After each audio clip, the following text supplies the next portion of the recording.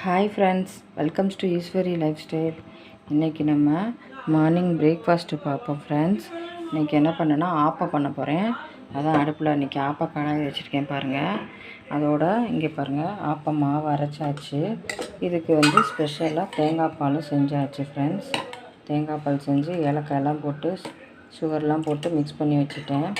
செமையாக இருக்கும் இன்றைக்கி தேங்காய் பால் போட்டு ஆப்பம் சாப்பிட்டீங்கன்னா.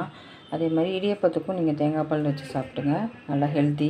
இப்போ ஆப்பம் எப்படி வறுக்கிறதுன்னு காட்டுறேன். ஒரே ஒரு கரண்டி மட்டும் எடுத்துக்கோங்க. இதில் என்ன சேர்த்துருக்கேன்னா பச்சரிசி 250 கிராமு, உளுந்து வந்து ஒரு 200 கிராம் சேர்த்துருக்கேன். அவ்வளோதான். இதில் வந்து வெந்தயம் சேர்க்கக்கூடாது ஃப்ரெண்ட்ஸ். வெந்தயம் சேர்த்திங்கன்னா கொஞ்சம் கசப்பாக இருக்கும். இதை வந்து நேற்றே வந்து நைட்டு ஊற வச்சு காலையில் ஆட்டிடுங்க. புளிக்க வேண்டாம், புளிச்சா நல்லா இருக்காது. அதனால் அப்படியே அரைச்ச உடனே நீங்கள் என்ன